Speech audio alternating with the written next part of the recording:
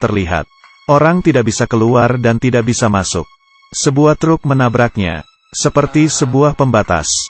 Kepala truk masuk ke bagian belakang. Pesawat yang terbang di ketinggian juga tidak bisa terbang keluar. Sekali terbentur menjadi kepingan. Ini bukanlah hal yang paling hebat. Dinding tembus pandang ini memiliki kemampuan yang besar. Barang yang beraluminium akan langsung terhisap.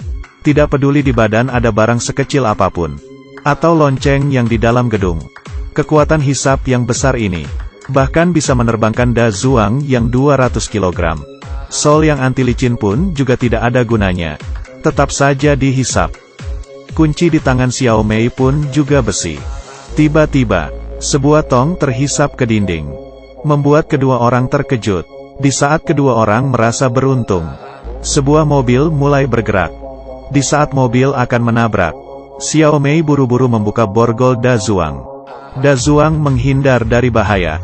Xiao Mei pun tertabrak mobil dan meninggal. Di sisi lain lebih parah. Panci semuanya ditarik. Sekotak pisau juga berterbangan ke arah pintu. Orang-orang panik berlari keluar, dan rumah itu hancur. Kemudian Da Zuang dan yang lainnya meneliti. Jika tidak secepatnya mencari solusi, satu kota akan menjadi hancur. Di saat itu, dinding transparan terjadi hal yang mengerikan. Semua sampul mulai terang dan gelap. Tidak berhentinya memunculkan suara. Cui yang mendengar langsung pingsan. Orang di luar juga sama. Satu demi satu pingsan. Yang aneh adalah, hanya Da Zuang dan beberapa orang yang tidak pingsan. Apa dia mempunyai suatu hubungan dengan dinding transparan? Orang-orang yang mendengar suara pingsan. Suara seperti ini berkelanjutan selama 2 menit. Selain Da Zuang dan beberapa orang, sisanya pingsan. Ya ampun, sebenarnya apa yang terjadi? Xiao Shuai menangis di samping anaknya. Kemudian dia memutuskan untuk gantung diri, meletakkan tali di lehernya, dan perlahan-lahan mengatur nafas, bersiap untuk gantung diri. Tiba-tiba, Da Zuang menghampirinya. Xiao Shuai menggunakan kakinya menendang papan, dan langsung jatuh ke bawah. Untungnya wanita ini memutuskan tali dan menolongnya. Kemudian hal yang aneh terjadi. Medan magnet dinding transparan perlahan-lahan menghilang. Orang yang pingsan pun mulai siuman. Meski semua orang siuman, tapi kemudian bencana kedua datang. Tanaman yang ditanam penduduk. Muncul sesuatu yang lucu. Mereka bisa makan makanan yang 200 kali lebih berat dari diri mereka sendiri.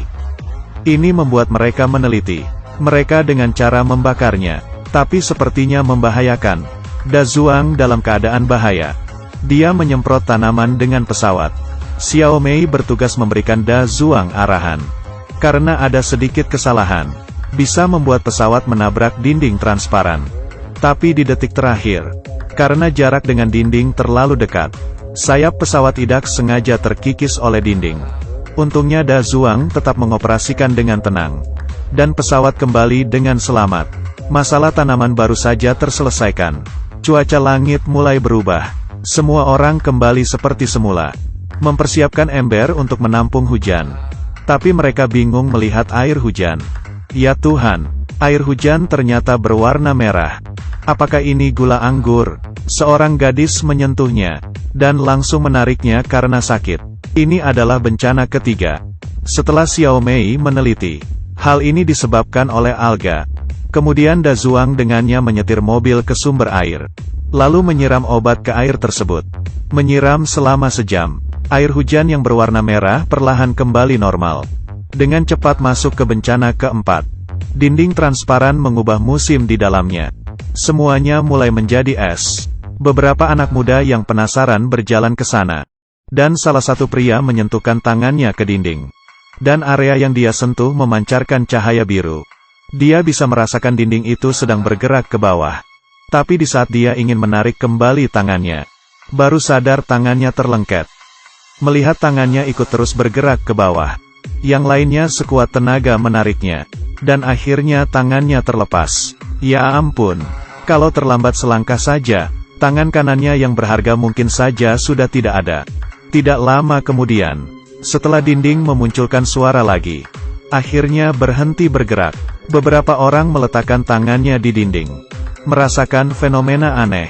Tiba-tiba, kemudian dinding mulai menyusut dengan cepat, dan tanah terbelah.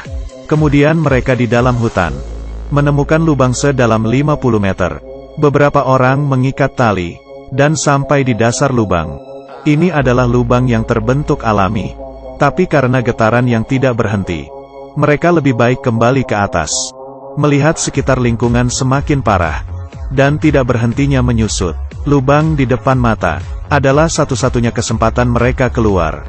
Jadi Da Zuang memanggil seluruh penduduk untuk membagi kelompok, dan bersiap-siap untuk turun ke bawah mencari jalan keluar bersama-sama. Karena tinggal di sini, pasti akan mati. Semua orang demi bertahan hidup, tanpa ragu masuk ke dalam lubang yang dalam. Mereka berjalan dengan rapi, hati-hati melangkah melalui celah-celah. Tak lama berjalan, di dalam dinding dipenuhi kupu-kupu. Seperti di dalam mimpi, semua orang yang melihat pun terbengong. Setelah kupu-kupu dikagetkan, semuanya beterbangan, dan yang tertinggal di depan mereka bukanlah jalan keluar, tapi dinding yang ditutupi oleh batu. Ketika semua orang bingung, Da Zuang mengulurkan tangan kanannya di atas dinding batu. Lalu muncul cahaya biru. Dinding mulai retak dan terbuka. Hidup terlalu lama di dalam dinding transparan, mereka akhirnya bisa melihat titik terang. Ikuti Kiki masuk ke dalam dunia